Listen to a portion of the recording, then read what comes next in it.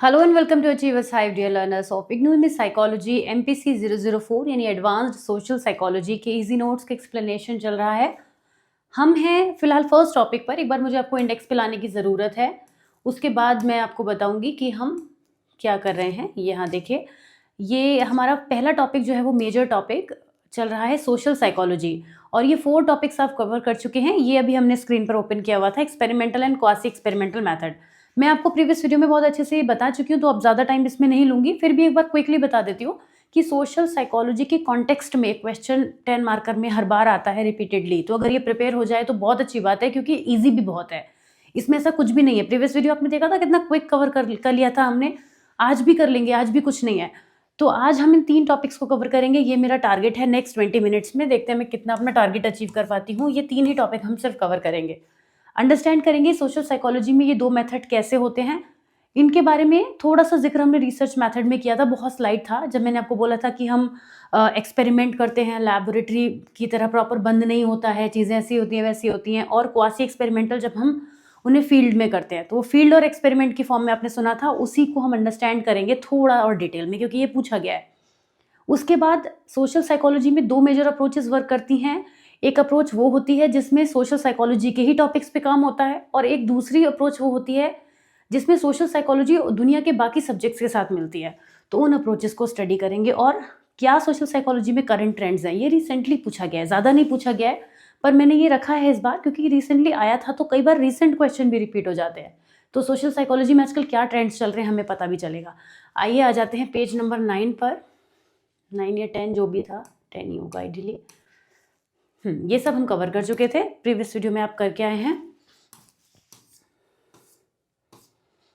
हमें शुरुआत करनी है experimental and quasi experimental method in social psychology. Right, काफ़ी पूछा गया है, ये रिपीटेडली पूछा गया है 6 मार्कर में। तो सोशल साइकोलॉजी साइंटिफिक मेथड पे रिलाई करती है, यानी जो भी हम एक्सपेरिमेंट्स कर रहे हैं वो प्रॉपर होते हैं। बहुत सारे रिसर्च मेथड होते हैं जिसमें से एक्सपेरिमेंटल और क्वासी एक्सपेरिमेंटल मेथड भी होते हैं। इन दोनों को एक एक करके समझते हैं। एक्सपेरिमेंटल मेथड जो होता है वो काफ़ी रिगोरियस और वाइडली यूज्ड रिसर्च मेथड है सोशल साइकोलॉजी में, क्योंकि अभी मैंने शुरुआत में आपसे कहा था, प्रीवियस वीडियो में ये बात कही थी कि जब हम कोई रिसर्च कर रहे होते हैं तो कई बार हमारे जो प्रोसेस होता है वो हम जैसा एक्सपेक्ट करके चलते हैं वैसा नहीं चल रहा होता। उसमें किसी चीज़ का इफेक्ट आने लगता है। कुछ भी हो सकता है, वो एनवायरमेंटल फैक्टर हो सकता है, किसी पर्सन का एटीट्यूड हो सकता है, कुछ भी हो सकता है, दैट कुड बी एनीथिंग।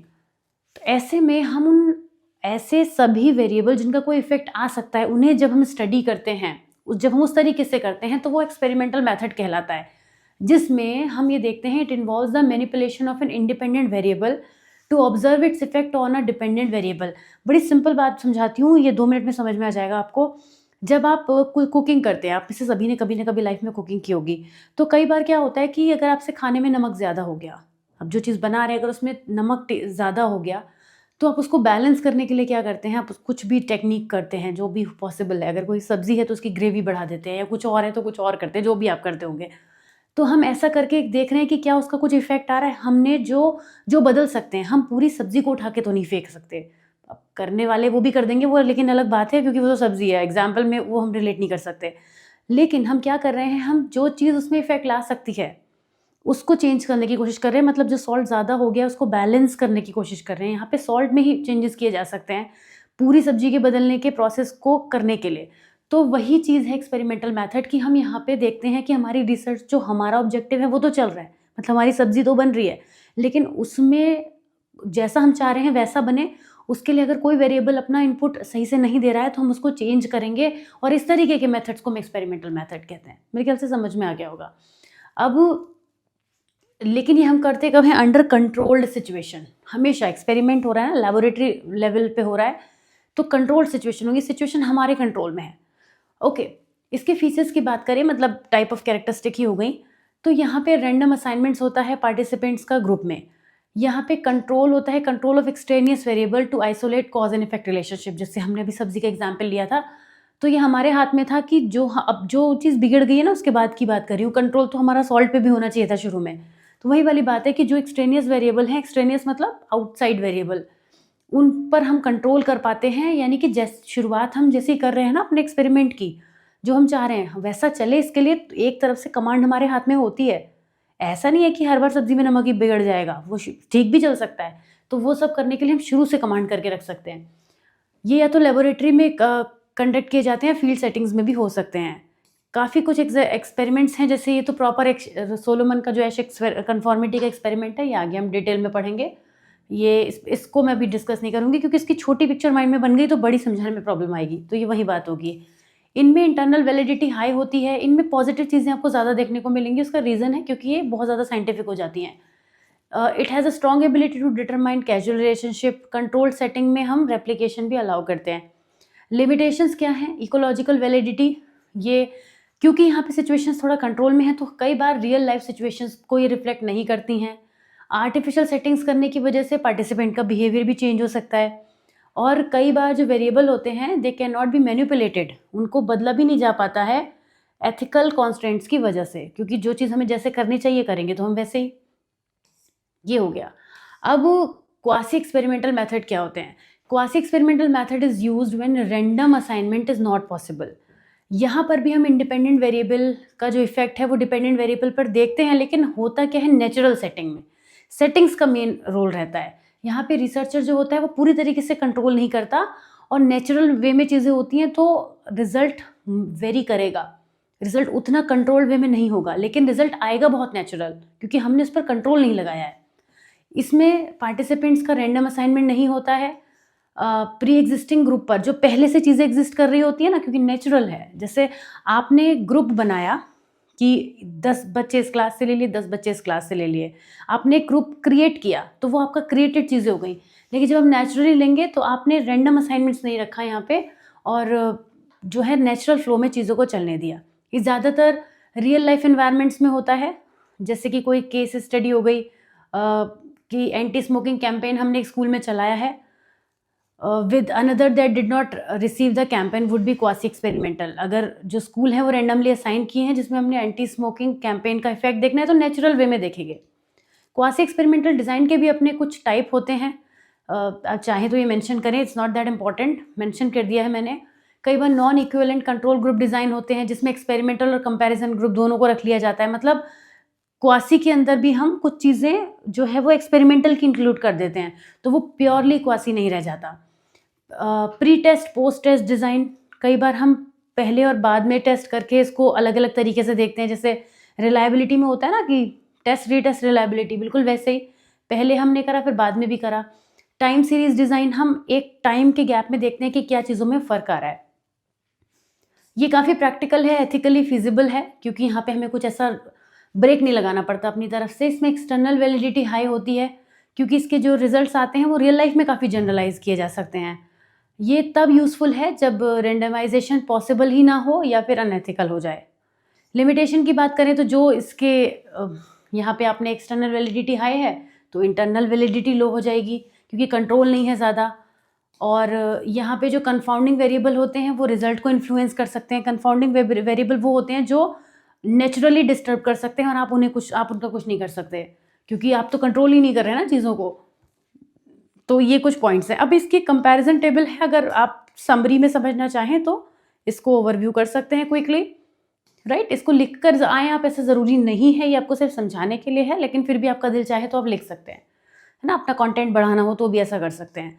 तो एक्सपेरिमेंटल और क्वासी एक्सपेरिमेंटल मेथड दोनों वैल्यूएबल टूल हैं सोशल साइकोलॉजी में, और एक्सपेरिमेंटल मेथड हमें थोड़ा स्ट्रॉन्ग और कैजुअल रिलेशंस इस्टेब्लिश करते हुए रिजल्ट देता है, जबकि हम क्वासी एक्सपेरिमेंटल डिज़ाइन में रियल वर्ल्ड और प्रैक्टिकल डिटेल्स एक्वायर कर पाते हैं।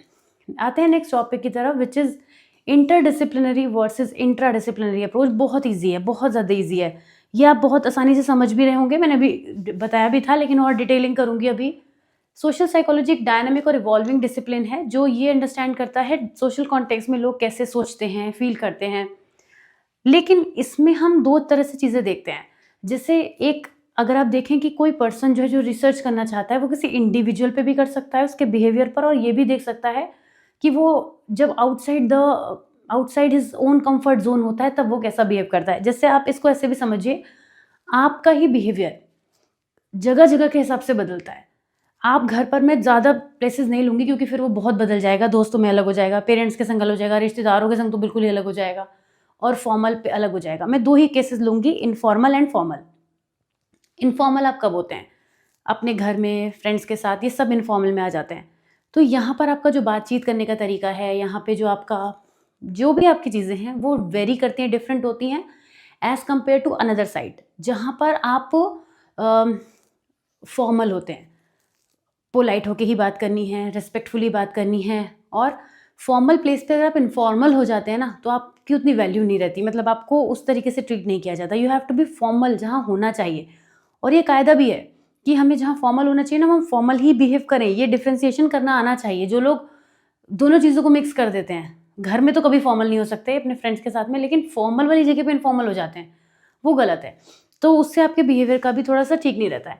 तो उसी तरीके से जैसे हमने बात करी फॉर्मल इनफॉर्मल की, उसी तरीके से सोशल साइकोलॉजी जब अपने ही घर में है, अपने घर में मतलब हो गया कि वो अपनी ही चीज़ों के साथ में अपने से ही जुड़ी हुई चीज़ें, सोशल साइकोलॉजी में जो चीज़ें खुद उसका पार्ट है, जैसे एटीट्यूड, परसेप्शन, बिलीव्स, बहुत सारी चीज़ें हैं, वो इंट्रा डिसिप्लिनरी अप्रोच के अंदर आएंगी। लेकिन जब सोशल साइकोलॉजी घर से बाहर निकली और दूसरों से मिली, तो जो उसने हर दूसरे पर्सन पर अपना इम्पैक्ट डाला, वो आएगा इंटर डिसिप्लिनरी में, यानी दूसरे डिसिप्लिन के साथ मिल जाती है, जबकि इंटर डिसिप्लिनरी में उसी सब्जेक्ट के अंदर के टॉपिक्स होते हैं। अब इंट्रा डिसिप्लिनरी अप्रोच में ये कैसे वर्क करती है? Interdisciplinary approach refers to the study and integration of concept within the discipline of psychology itself. Social psychology, this means drawing from various subfields. Social psychology इन सारी subfields के साथ मिलके जो वर्क करेगी, ये इसके घर के मेंबर क्यों हैं? क्योंकि साइकोलॉजी के ही अंदर आते हैं, है ना? क्योंकि सोशल साइकोलॉजी के ये तो सब टॉपिक्स हैं साइकोलॉजी के, तो इनके साथ जब रिलेट करेगी, मतलब ह्यूमन के थिंकिंग पैटर्न पे बात कर रही है, कॉग्निटिव साइकोलॉजी से रिलेटेड है, तो वो साइकोलॉजी के ही विद इन डिसिप्लिन में आ गई। डेवलपमेंटल साइकोलॉजी में है, तो कैसे ह्यूमन का डेवलपमेंट होता है, ओवर डेवलपमेंटल फेजेस, ह्यूमन का बिहेवियर कैसे वेरी करता है, क्या चीज़ें होती हैं, क्यों पर्सन ऐसे चेंज होता जाता है। क्लिनिकल साइकोलॉजी में कैसे एंग्जाइटी, मूड डिसऑर्डर्स, इश्यूज से हैंडल करना, ये सोशल कॉन्टेक्स्ट में समझा जाता है। या पर्सनैलिटी साइकोलॉजी, तो वो इंट्रा डिसिप्लिनरी में आ जाते हैं। अब सोशल साइकोलॉजी जब अपने घर से थोड़ा बाहर निकलती है, तो वो कैसे टॉपिक्स को कवर करेगी? चलो पहले एडवांटेजेस, लिमिटेशंस की बात कर लें। ये साइकोलॉजिकल थ्योरीज पे फोकस करती है, एम्पेरिकल मेथड्स यूज़ करती है। इसकी हेल्प से ह्यूमन बिहेवियर को अंडरस्टैंड करना ईजी हो जाता है, दूसरे डिसिप्लिन के साथ कोलैबोरेशन हो जाता है। लेकिन ये काफ़ी सारे broader societal, cultural, political influence को ओवरलुक कर सकती है, और कोई टू नैरो या आइसोलेटेड फॉर्म भी क्रिएट कर सकती है। अब इंटरडिसिप्लिनरी अप्रोच में जब हम बात करेंगे, तो अब हम फॉर्मल हो गए, मतलब बड़े बड़े चीज़ों के साथ में हमारा रिलेशनशिप बनेगा। जैसे कि एजुकेशन के साथ सोशल साइकोलॉजी आ गई। एजुकेशन पहले बोला मैंने, क्योंकि एजुकेशन एक बड़ा सब्जेक्ट है और सोशल वर्ड से बहुत डीपली जुड़ा है। पॉलिटिकल साइंस, ये देखिए, ये जो जितने भी टॉपिक है ना, ये भी दुनिया में बड़े लेवल पे चल रहे हैं, छोटा टॉपिक नहीं है। तो ये जितने हो गए, communication studies, biology, anthropology, economics, sociology, इनके साथ जब सोशल साइकोलॉजी जुड़ती है, तो देखिए वो कैसे कैसे डिफरेंसेस लाएगी। वो ग्रुप बिहेवियर पे फोकस करेगी, सोशल नॉर्म्स। एक चीज़ और बताऊं मैं आपको, इन बड़े टॉपिक्स के संग जब ये वर्क करेगी ना, तो ये उन्हीं छोटे टॉपिक पे पहुंच जाएगी रिजल्ट पे, जो कि आप इंट्रा डिसिप्लिनरी में देख रहे थे। मेरे ख्याल से लाइन आपको कंफ्यूज करेगी, मैं फिर भी समझा दूं। जैसे समझिए, सोशियोलॉजी में ये फोकस कर रही है ग्रुप बिहेवियर पे, सोशल नॉर्म्स पे, इंस्टीट्यूशंस पे, राइट। इकोनॉमिक्स में ये कर रही है कि जो ह्यूमन का बिहेवियर है वो इकोनॉमिकली डिसीजन मेकिंग मॉडल्स में कैसे वर्क करता है। पर यही इसके अंदर जब ये वर्क करेगी ना, बहुत सारे वेरियस टॉपिक्स पर, तो वो छोटे छोटे टॉपिक्स ही अपने आप में इंट्रा के बन जाएंगे। ये है कहने का मतलब। इसके एग्जाम्पल्स की बात करें तो studying prejudice and discrimination through both psychological biases in socio cultural structure, health behaviour का काफ़ी यूज़ करती है ये, और क्लाइमेट चेंज बिहेवियर को भी कंबाइन करा जा सकता है। मतलब वेराइटी ऑफ चीज़ें हो सकती हैं सोशल साइकोलॉजी के संग कॉम्बिनेशन में। एडवांटेज तो है ही बहुत बड़ा कि ये होलिस्टिक अंडरस्टैंडिंग क्रिएट करती है। कहाँ एक टॉपिक, कहाँ सोशल साइकोलॉजी, दोनों कनेक्ट हो गए, तो वो तीसरा पॉइंट निकल कर आएगा जो हमने सोचा भी नहीं था। तो होलिस्टिक अंडरस्टैंडिंग देती है। ये हमें ये भी बताती है कि कैसे हम रिसर्च को यूज़ कर सकते हैं। हम एजुकेशन की फील्ड में सोशल साइकोलॉजिकल रिसर्च कर सकते हैं, एजुकेशनल नहीं, सोशल साइकोलॉजिकल रिसर्च कर सकते हैं उसकी फील्ड में जाके। तो इनोवेशन को एनकरेज करती है। फिर कई बार कंसेप्चुअल कन्फ्यूजन ला सकती है, क्योंकि हमें लग रहा है कि एजुकेशन की तो फील्ड है, यहाँ तो एजुकेशन से रिलेटेड चीज़ें होनी चाहिए, सोशल साइकोलॉजी क्यों इन्फ्यूज़ हो रही है। एट द सेम टाइम ये प्रॉब्लम आ सकती है। थ्योरेटिकल कंसिस्टेंसी को डिफरेंट डिसिप्लिन्स में मेंटेन करना काफ़ी डिफिकल्ट होता है। मतलब इकोनॉमिक्स की अगर हम बात करें तो वहाँ जो कॉन्सेप्ट्स हैं उनमें सोशल साइकोलॉजी का इन्फ्यूजन होना और फिर कोई एक नई बात निकलना कई बार समझने वाले को कंफ्यूज कर सकता है। तो दोनों ही कुल मिला के अपने अपने तरीके से यूज़फुल हैं और दोनों की ही अपनी स्ट्रेंथ है, दोनों की वीकनेसेस हैं, वो तो हमेशा ही होती हैं। इस तरीके से हम अंडरस्टैंड कर सकते हैं। आते हैं नेक्स्ट टॉपिक पे, which is current trends in social psychology. तो क्या चल रहा है आजकल सोशल साइकोलॉजी में, कहाँ कहाँ सोशल साइकोलॉजी कुछ नया करती नज़र आ रही है, या इसकी फील्ड में क्या नया हो रहा है, लोग कर क्या रहे हैं नया, ये हमें समझना है। तो ये एक डायनामिक और इवॉल्विंग डिसिप्लिन तो है ही, जिसमें हम social, cultural, technological, scientific landscape का भी यूज़ देखते हैं। और रीसेंट टाइम में कई ऐसे मेथड्स आए हैं, कई ऐसे ट्रेंड एमर्ज हुए हैं जिन्होंने इसमें काफ़ी डिफरेंस हमें ला के दिया है। सबसे पहले तो सोशल न्यूरो साइंस, ये एक बड़ा डिफरेंट टर्मिनोलॉजी आपको लग रही होगी, क्योंकि जब सोशल साइकोलॉजी न्यूरो साइंस के संग इन्फ्यूज़ हो गई, ये कौन सी अप्रोच हो गई, इंटरडिसिप्लिनरी अप्रोच हो गई है। तो सोशल न्यूरो साइंस टर्म बनी है जिसमें हम ये समझने की कोशिश करते हैं कि जो भी सोशल बिहेवियर है, empathy, prejudice, trust, moral decision making, ये कैसे हमारे ब्रेन की फंक्शनिंग से जुड़े होते हैं। वैसे तो हम जानते हैं कि ब्रेन की फंक्शनिंग से बहुत सारे हमारी चीज़ें कनेक्टेड होती हैं, लेकिन इन पर्टिकुलर ये कैसे होता है, ये जानने की कोशिश सोशल न्यूरो साइंस के थ्रू की जाती है। Cultural and cross cultural psychology, यहाँ पे क्या होता है कि as the field becomes more global there is an increase focus on cultural influence on behaviour. ये बड़ी इंपॉर्टेंट बात है, क्योंकि अक्रॉस कल्चर ह्यूमन का बिहेवियर में बहुत चेंजेस आते हैं, तो उनको स्टडी करने के लिए हम क्रॉस कल्चरल सोशल साइकोलॉजी जो है वो बन के निकल कर आती है जब हम उसका यूज़ करते हैं क्रॉस कल्चरल साइकोलॉजी में।